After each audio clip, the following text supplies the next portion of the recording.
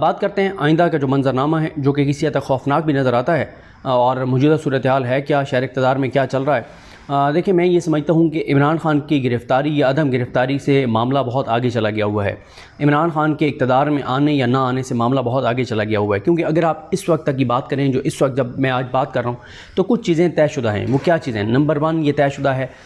کہ تصور ہی نہیں ہے کہ تحریک انصاف کو اقتدار میں آنے دیا جائے۔ نمبر 2 تصور بھی نہیں ہے کہ عمران خان الیکشن لڑیں۔ تصور بھی نہیں ہے کہ عمران خان مطلب جب الیکشن نہیں لڑیں گے تو پھر وزیر اعظم بننا تو بہت دور کی بات ہے۔ پھر یہ بھی بڑی کلیئرٹی ہے کہ ڈسکوالیفیکیشن تو 1000% ہوگی عمران خان کی الیکشن کے موقع پر، اور گرفتاری جو ہے وہ بھی متوقع ہے کہ اس وقت عمران خان جو ہے وہ جیل میں ہوں گے۔ تو یہ چیزیں تو ایسی ہیں کہ جو طے شدہ ہیں، لیکن مسئلہ یہ ہے کہ کیا عمران خان کی ڈسکوالیفیکیشن سے،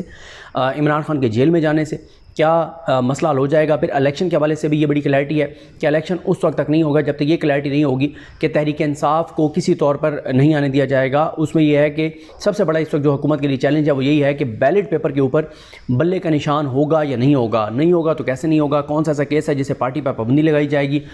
کیا وہ پھر برقرار بھی رہے گی کیونکہ وہ ریفرنس بھیجنا پڑتا ہے؟ اور کیا یہ رسک لیا جا سکتا ہے کہ بلے کا نشان تو ہو بیلٹ پیپر کے اوپر، لیکن تمام الیکٹیبلز جو کہ چھوڑ چکے ہیں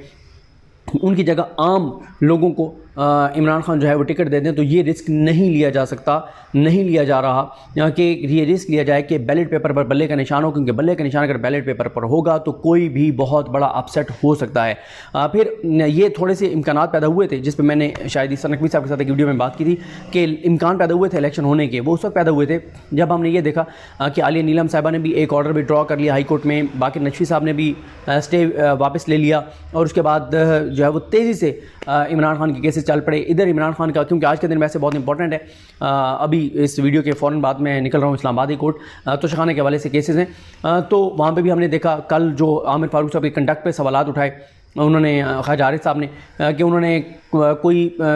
تقریباً ایسے سمجھیں کہ 11-12 مئی سے لے کے جون جولائی بھی گزر گیا، اگست آنے والا ہے، اب تک انہوں نے درخواستیں وہ پینڈنگ رکھی ہوئی جن پہ سب سے پہلے ان کو فیصلہ کرنا چاہیے تھا۔ یہاں پہ بھی نظر آ رہی ہیں چیزیں، تو یہ ساری چیزیں جو ہے، اور خاص طور پہ لاہور ہائی کورٹ سے جس طرح سے آرڈرز واپس لیے گئے ہیں، اسٹے واپس لیے گئے ہیں اور تیز سے چلے، تو ایک امکان پیدا ہوا تھا، اور اس کی وجہ شاید یہ تھی کہ کیونکہ آئی ایم ایف کے ساتھ ہمارا جو معاہدہ ہوا ہے، شاید آئی ایم ایف کی یہ شرط ہے کہ الیکشن ہونے چاہیے، یا یورپین یونین کے جو وفد آنا ہے یا جو انٹرنیشنل کو ہم سمجھتے ہیں کہ وہ پریشر آ سکتا ہے، اس وقت یہ امکان پیدا ہوا تھا کہ شاید الیکشن ہونے جا رہے ہیں۔ لیکن ابھی تک آپ دیکھیں کہ نہ کوئی الیکشن کمپین شروع ہوئی ہے، نہ پارٹیوں نے کو بورڈ بنائے ہیں، نہ کوئی امیدوار سلیکٹ ہو رہے ہیں، نہ کوئی 1% بھی الیکشن کا ماحول نہیں بنا۔ حالانکہ ہوتا یہ ہے کہ جب حکومت کوئی آخری مہینہ اس کا رہ گیا ہوتا ہے تو اس کا آخری مہینہ کیا، پہلے 1.5-2 ماہ پہلے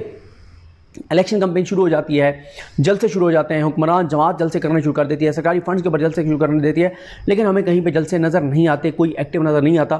پھر نون لیگ تو کہتی ہے کہ اس وقت الیکشن ہوں گے جب سزائے یافتہ مجرم، اشتہاری، فراری، مفرور، بگوڑا، وہ جو پاکستان کے اداروں کو مطلوب ہے، جو پاکستان پیر بیٹھے ہوئے، وہ آئے گا تو الیکشن ہوں گے، وہ بھی پاکستان نہیں آ رہا۔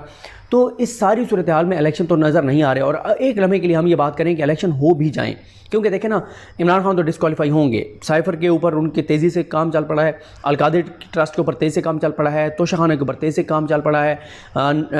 نکاح کے حوالے سے کہ جناب وہ غیر شرعی تھا وہ تیزی سے معاملہ چل پڑا ہے، وہ ساری چیزیں تیزی سے چل رہی ہیں۔ چلیں ایک لمحے کے لیے ہم یہ کہہ دیتے ہیں کہ عمران خان نہیں ہوں گے،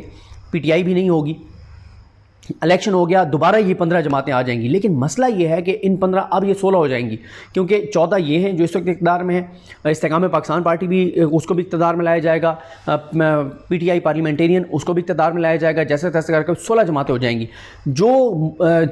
اس ملک کو یہاں تک تباہی اور بربادی تک پچھلے 15-16 ماہ میں لانے والی یہ 14 جماعتیں ہیں، اور پھر یہ 16 ہو جائیں گی۔ کیا یہ ملک کو نکال پائیں گی؟ کیونکہ میں آپ کو کہہ رہا ہوں کہ خوفناک منظرنامہ ہے، چیلنجز کچھ اور ہیں۔ اب چیلنج عمران خان نہیں ہے، مجھ سے آپ پوچھیں چیلنج عمران خان نہیں ہے، کیونکہ آپ طے کر چکے ہیں کہ عمران خان نہیں ہوگا۔